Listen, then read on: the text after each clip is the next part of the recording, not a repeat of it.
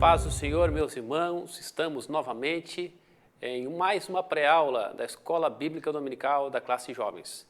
Eu quero aqui deixar a minha alegria, minha gratidão por todos vocês que nos acompanham, que estão inscritos no canal AD Educacional de Criciúma. Se você ainda não é inscrito no canal, se você ainda não ativou o sininho para estar recebendo as notificações, corra lá, se inscreva no canal, ative o sininho para você estar recebendo as notificações e também sempre que você tiver um comentário, algo que você deseja relatar para nós acerca das aulas, das pré-aulas, você deixa ali os seus comentários. Nós estamos aqui na cidade de Criciúma, tem sido uma bênção de Deus as nossas escolas bíblicas dominical, da classe jovens, em todas as classes.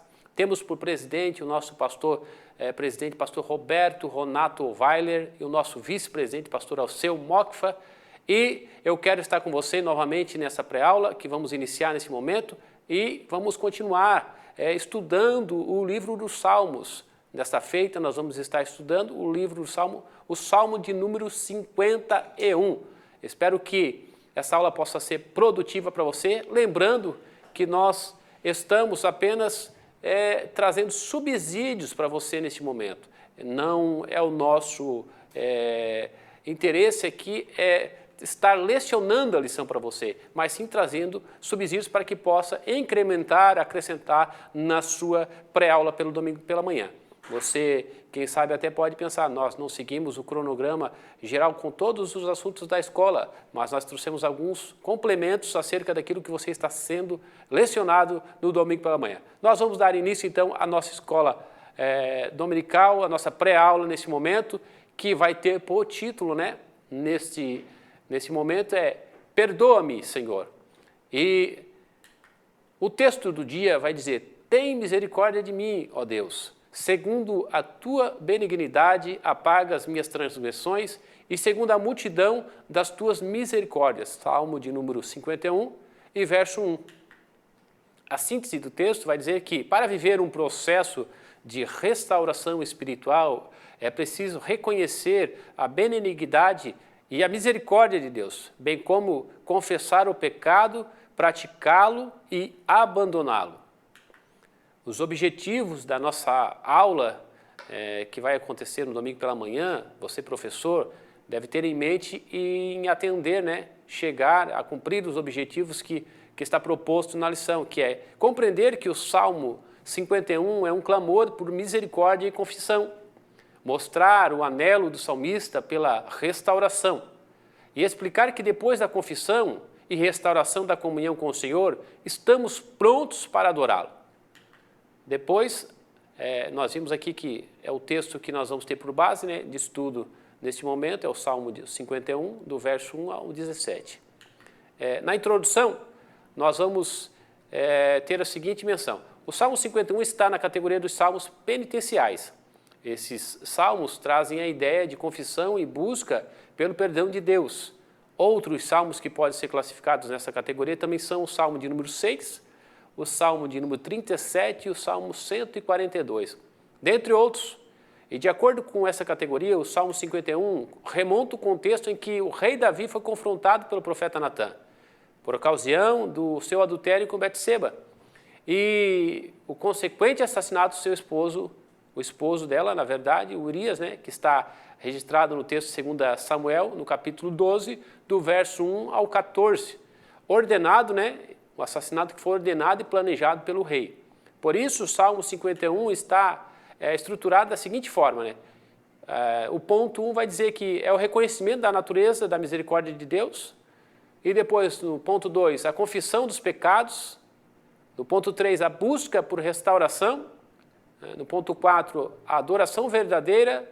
E no 5, o bem em ação. Assim, nessa lição, estudaremos a natureza misericordiosa de Deus, a necessidade de confessar o pecado para ser restaurado e a disposição de viver o processo de restauração. E, finalmente, viver a adoração pública de maneira restaurada. Antes de iniciar os tópicos em si, é bom salientar que o contexto em si e que esse salmo acontece é um contexto de que o profeta Natã, ele se achega ao rei Davi e menciona, né? Vocês conhecem a história, e quando ele conta aquela história, aquela parábola, ele apresenta o pecado do rei Davi. O interessante mencionar é que no momento em que Davi ele cai em si e percebe que o pecador naquele instante era ele reconhece o seu estado e se humilha diante de Deus. Então, nós vamos aprender nessa lição que a importância está no reconhecimento e no arrependimento diante das nossas falhas. Quem sabe você até hoje tem vivido uma vida em que você cometeu alguns deslizes, algumas falhas na sua vida. Eu costumo dizer que o problema não é você errar, não é você cometer algum erro, jovem, não é você cometer algum deslize, mas o grande problema é a atitude que você toma depois de cometer esse erro. Se a tua atitude for uma atitude que não seja conivente com aquilo que a Bíblia nos ensina, uma atitude de arrependimento, com certeza você está caminhando para um caminho errado. Mas quando você, por uma circunstância da vida, comete algum erro ou algum deslize, e que você reconhece que está errado e se arrepende, automaticamente você entra no processo de restauração, que nós vamos aprender nessa oportunidade, nessa lição. A estrutura do Salmo 51 fica da seguinte forma, né? Reconhecimento da natureza misericordiosa de Deus, no ponto 2, a confissão dos pecados, e depois a busca por restauração e a adoração verdadeira. Como eu mencionei, a gente reconhece o nosso estado de pecado, faz a confissão diante de Deus e depois nós buscamos o processo de restauração para que nós possamos nos achegar a Deus e trazer uma verdadeira adoração. É um salmo penitencial, como já foi mencionado, sendo que o salmo de número 6, 51, 37 e 142, dentre outros, nós poderíamos mencionar outros aqui, mas pensamos por bem só mencionar esses. Você pode estar buscando para verificar alguns outros salmos que fazem parte dessa categoria. A misericórdia de Deus que nos alcança, né? Misericórdia e confissão. Eu coloquei aqui um slide para fazer um estudo e uma diferença, para mostrar a diferença, na verdade, entre aquilo que a gente tem por graça, misericórdia e merecimento. A graça, para você, a graça é o favor imerecido. Todos nós sabemos que a graça é o favor imerecido, ou seja, aquilo que eu não mereço, o Senhor, Ele faz com que eu receba o perdão pelos meus pecados, Ele nos alcança pela sua graça, pela sua misericórdia. Agora, a misericórdia é quando eu mereço alguma coisa devido às minhas atitudes, mas a misericórdia de Deus me alcança através do meu arrependimento, então eu me torno isento dessa consequência. Porque, como eu coloquei ali o merecimento, faço, portanto mereço. E na graça, não mereço, mas recebo um favor da parte de Deus. E na misericórdia, não recebo aquilo que eu mereço. Ou seja, a condenação ao inferno, ao castigo eterno que nos estava proposto. A misericórdia, eu coloquei um texto aqui em Lucas 1, e verso 78, para trazer um subsídio a mais para você, professor, nessa manhã, de um termo que se usa, né, no livro de Lucas, no capítulo 1, no verso 78, sobre misericórdia, a misericórdia de Deus.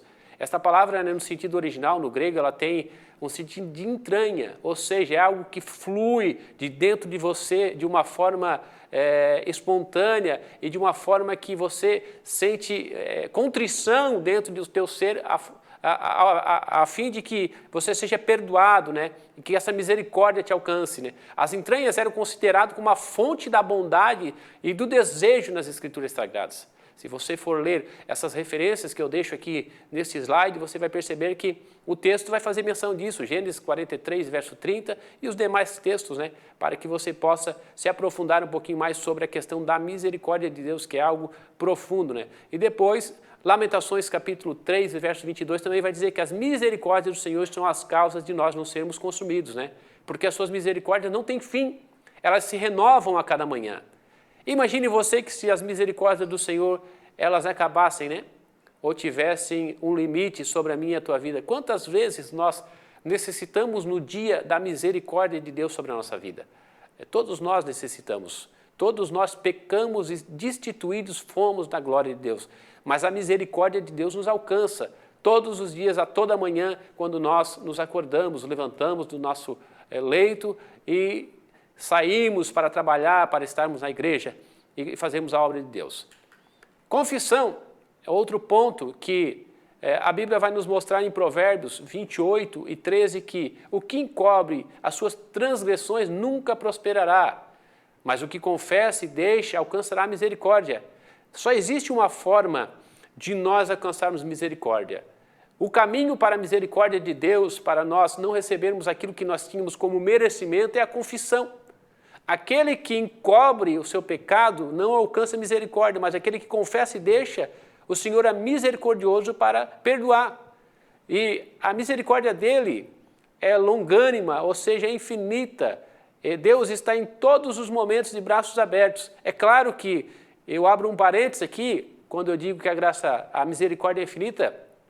Deus não é conivente com aquele que pratica pecado de forma voluntária todos os dias. Você tem que ter em mente que quando você está na presença de Deus, pode acontecer que você, por algum momento, algum deslize da vida, cometa algum erro, algum pecado. Mas você não pode ter isso como um ato voluntário e contínuo na sua vida. Viver na prática do pecado pensando que a misericórdia de Deus vai ser depositada sobre a tua vida. Não. Você peca, se arrepende e deixa. Esse é o processo. Você peca por um deslize, por um momento, por uma circunstância, você se arrepende e deixa. Aí sim a misericórdia de Deus vai te alcançar. Agora, se você pecar hoje e amanhã continua pecando e depois da manhã continua pecando, com certeza você vai ter o juízo e a justiça de Deus sendo depositado sobre a tua vida, porque você está sendo pecador de forma voluntária, ou seja, conivente com aquilo que você está fazendo.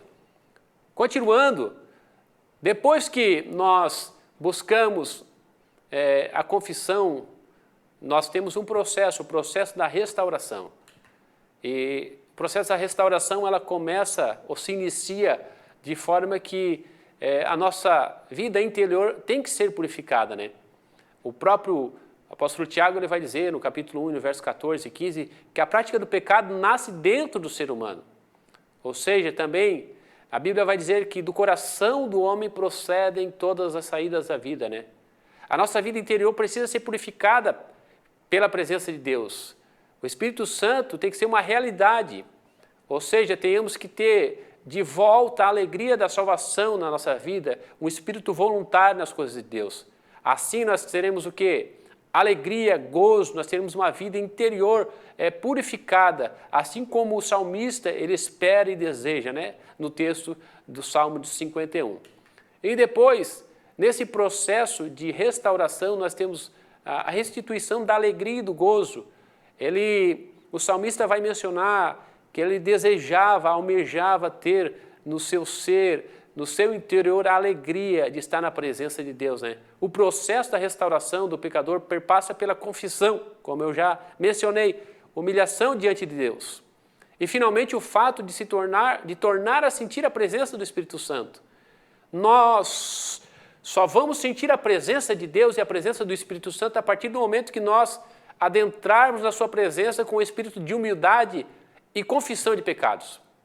Se é uma coisa que Deus não suporta, é o homem soberbo, aquele homem que não reconhece o seu estado de pecaminosidade, não reconhece os seus erros.